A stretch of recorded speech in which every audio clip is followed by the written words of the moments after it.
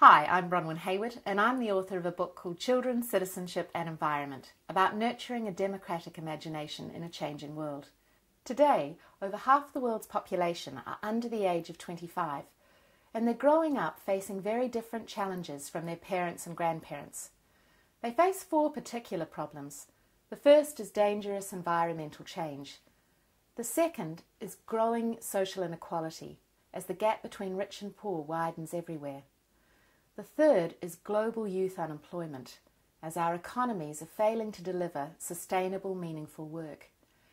And the fourth problem that faces young citizens is a problem of weakening democracies, as local communities struggle to hold financial and economic power to account. But young citizens aren't giving up, and on Twitter and Facebook and on the streets everywhere, they're wanting to effect change. As a baby boom generation, we created these problems. But the harsh reality is that we're not going to be able to solve them within one generation. So in my book, I think about the responsibility that we have to support young citizens as they learn to make changes for their future. And I offer a system or way of thinking about environmental education that I call a SEEDS model, which focuses on encouraging social agency, which is the ability to think and act collectively.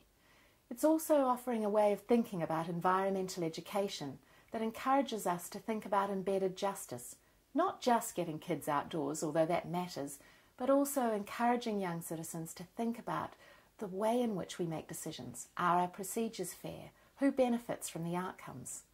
I also think about decentering democracy, and how do we encourage self-transcendence, which is the thinking about the environmental issues and values that matter to us, but also how the world might look and seem to other people.